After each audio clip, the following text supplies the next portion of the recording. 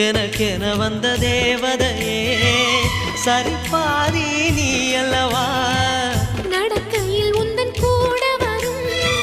நிழல் போலே நான் அல்லவா கண்ணன் கொண்ட ராதையர ராமன் கொண்ட சீதையர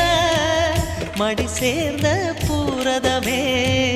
மனதில் வீசும் மாருதமே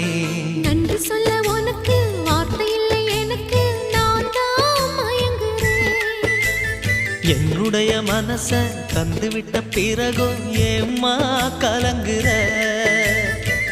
நெடுங்காலம் நாம் புரிஞ்ச தவத்தாலே நீ கிடைச்ச திருக்கோயில் வீடு என்று விளக்கேற்ற